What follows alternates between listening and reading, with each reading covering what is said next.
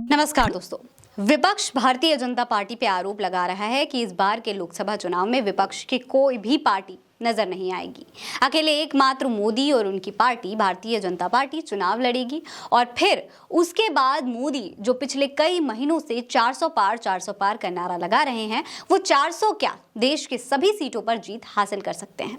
विपक्ष तो ये भी कह रहा है कि ये चमत्कार इसलिए भी हो रहा है क्योंकि पहले कांग्रेस पार्टी के खातों को फ्रीज कर दिया जाता है और अब इनकम टैक्स की तरफ से उन्हें एक नोटिस भी भेजा गया है जिसमें 1700 करोड़ की मांग की जा रही है। दोस्तों, देश की एजेंसियां केवल कांग्रेस के पीछे पड़ी हुई हैं। ये आम आदमी पार्टी, आरजेडी, तमाम विपक्षी पार्टियों के पीछे पड़े हुए हैं। पर एक बात नहीं समझ में आ रही है यहाँ पर कि आखिर चुनाव से ठीक पहले ही इन लोगों के पास विपक्षी नेताओं के खिलाफ सबूत कैसे आ जाते हैं और सभी गुनाह केवल विपक्ष के ही नेता कैसे कर रहे हैं। खैर, इसका जवाब तो शायद किसी के पास भी नहीं है। पर अब असल मुद्दे पर आते हैं। तो दोस्तों, अब हुआ यूं है कि इनकम टैक्स विभाग ने कांग्रेस पार्टी को 1700 करोड़ रुपए का रिकवरी नोटिस भेजा है। ये जानकारी सूत्रों के हवाले से सामने आई है। वहीं कांग्रेस को ये नोटिस दिल्ली हाईकोर्ट द्वारा टैक्स नोटिस को चुनौती देने वाली पार्टी की याचिका खारिज करने के एक दिन बाद भेजा गया है।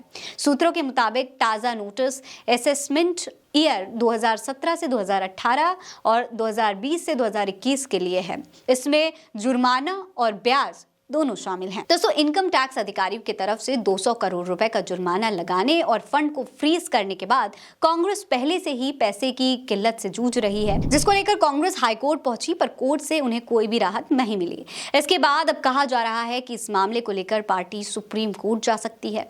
वहीं कांग्रेस भारतीय जनता पार्टी पर लोकसभा चुनाव से पहले उन्हें आर्थिक रूप से दबाने और उनके खिलाफ इनकम टैक्स अधिकारियों का इस्तेमाल करने का आरोप लगा रही है। ये 2019 के अंदर ये डायरी निकली, आज जाकर के इलेक्शन के टाइम पे इलेक्शन नोटिफाई हो गया, आज जाकर के इन लोगों को डिमांड रेज करना याद आ रहा है। पहली बार अब जाकर के कल शाम को इन्होंने डिमांड रेज किया जब इलेक्शन नोटिफाई हो गया है। क्यों? क्या इससे पहले 5 साल कभी भी ये लोग डिमांड रेज नहीं कर सकते थे? अब क्यों डिमांड रेज कर रहे हैं? तो ये सारी की सारी बातें बड़ी स्पष्ट ये बताती हैं कि कैसे इनकम टैक्स आंख बंद करके एक तरफा बीजेपी की कमियां उनको नजर नहीं आ रही, उनके 4600 की पेनल्टी उनकी नजर नहीं आ रही जो एकदम साफ स्पष्ट नजर आता है, उनके 42 करोड़ की वायलेशन नजर नहीं आ रही, हमारी 14 लाख की वायलेशन के ऊपर 135 करोड़ रुपया हमारे से ले लिया।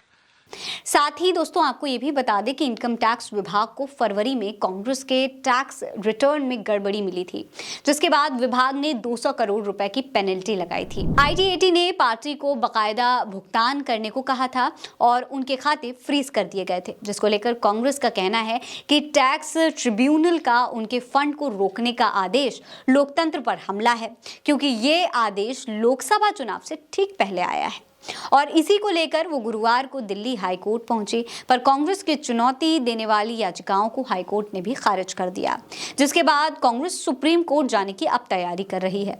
पर वैसे दोस्तों, आपको क्या लगता है, आखिर इन सब के पीछे क्या किसी की साजिश हो